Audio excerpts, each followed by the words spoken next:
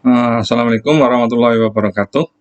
Hari ini kita akan mulai perkuliahan dengan mata kuliah perancangan elemen mesin. Pada mata kuliah ini, kita belajar tentang beberapa atau mengenal komponen elemen mesin, bagaimana merancangnya, dan seterusnya. Pertama yang kita perlu ketahui dalam sebuah perancangan elemen mesin, ini adalah mata kuliah lanjutan. Nah, prasyaratnya ada yang perlu kita ketahui adalah satu, pengetahuan tentang bahan teknik. Nomor dua adalah statika dan dinamika. Tiga, kekuatan bahan, penerapan komputer, dan yang terakhir adalah matematika.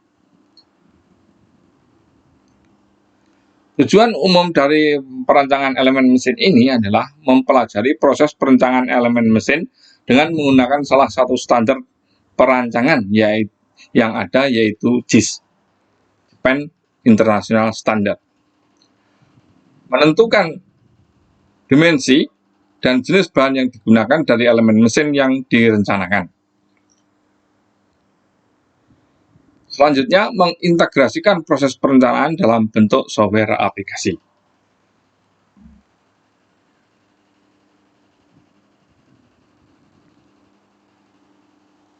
Beberapa elemen mesin yang akan kita rencanakan atau akan kita hitung adalah satu, poros, yang kedua pasak, kopling tetap, kopling tidak tetap, rem, bantalan. Dalam hal ini bisa bantalan ball bearing, bisa thrust bearing dan taper bearing. Kemudian sabuk, rantai, roda gigi, ulir, pegas, dan sambungan yang terdiri dari sambungan las, sambungan baut, dan keling. Demikian adalah beberapa komponen yang bisa direncanakan atau diperhitungkan. Selanjutnya adalah dari penilaian mata kuliah ini terdiri dari tugas-tugas 10%, UTS 30%, UAS 30%, dan tugas besar adalah 30%.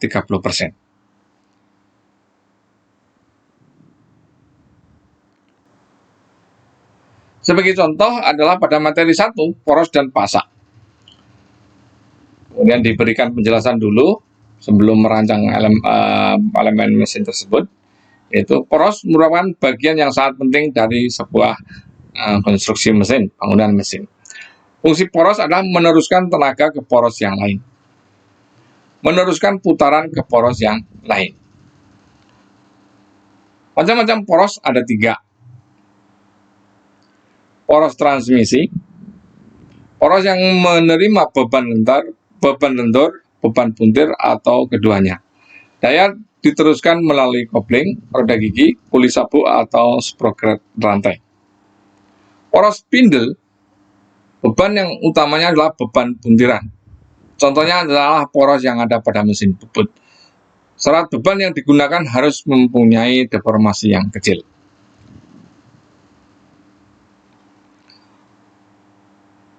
Gandar atau poros yang murni menerima beban lentur contohnya adalah poros yang digunakan pada gerobak barang. Gandar ada yang berputar atau ada yang benar-benar diam. Selanjutnya, bentuk poros ada 3 macam. Poros lurus, poros engkol, poros luas agar terdapat kebebasan bagi perubahan arah. Hal-hal penting dalam perencanaan poros adalah kekuatan poros, kekakuan poros, putaran kritis, korosi, dan bahan poros. Kekuatan poros, beban poros adalah puntir, lentur, atau kombinasi. Beban tarik atau tekan, seperti pada as baling-baling. Pengaruh konsentrasi, yaitu poros bertangga, alur pasak. Poros harus direncanakan untuk menerima beban-beban eksternal tersebut. Kekakuan poros, bahan poros Walaupun kuat, tetapi bila defleksi lentur atau putaran tinggi menyebabkan ketidaktelitian, maka kekakuan poros harus diperhitungkan dalam perancangan. Putaran kritis. Jika putaran mesin dinaikkan sampai nilai tertentu, maka akan terjadi getaran yang luar biasa besarnya. Putaran tersebut disebut dengan putaran kritis, di mana desain putaran operasional mesin harus di bawah putaran kritis. Selanjutnya, korosi. Bahan tahan korosi harus dipilih untuk bahan poros atau melakukan perlindungan terhadap bahan poros yang digunakan, misalnya dengan coating. Bahan poros SC atau steel construction, bahan yang dioksidasikan pada ferrosilikon dan dicor.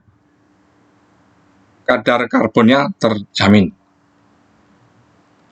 Demikian, selanjutnya disajikan tabel bahan karbon untuk konstruksi mesin dan baja batang yang difinish dingin untuk poros. Standar di dalam kolom 1, standar dan macam, ada baja karbon konstruksi mesin JIS G4501. Ada S30C, ada S35C sampai S55C. Batang baja yang difinish dengan dingin S35CD, S45CD, dan S55CD.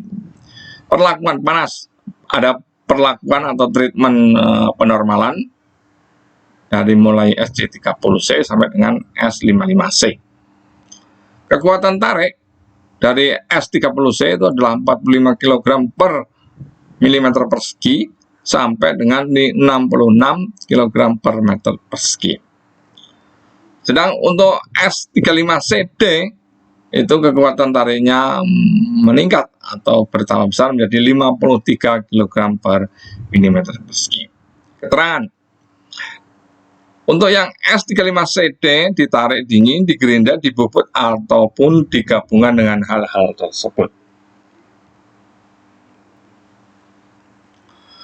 Poros-poros yang digunakan untuk putaran tinggi dan beban berat umumnya dibuat dari baja paduan seperti baja nikel, baja krom nikel, baja krom nikel molybden, dan lain sebagainya. Baja paduan pada umumnya sangat mahal, maka tidak selalu dianjurkan untuk penggunaan jenis-jenis ini. Penggantinya menggunakan baja SF, di mana kekuatannya dijamin.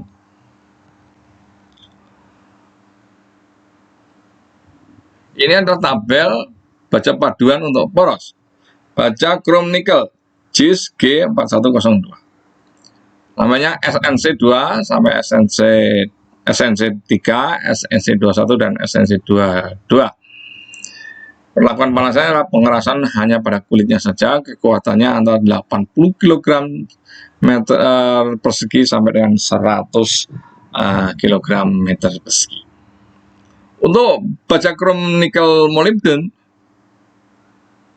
JIS G4103 yaitu SNCM1, SNCM2, SNCM7, SNCM8, SNCM22, SNCM23, dan 25. Untuk SNCM itu hanya 22, untuk SNCM22 sampai 25 itu terjadi perlakuan panas pada pengerasan kulit, sehingga kekuatan tariknya bisa sampai 120 kg per milimeter persegi. Baja krom JIS G4104.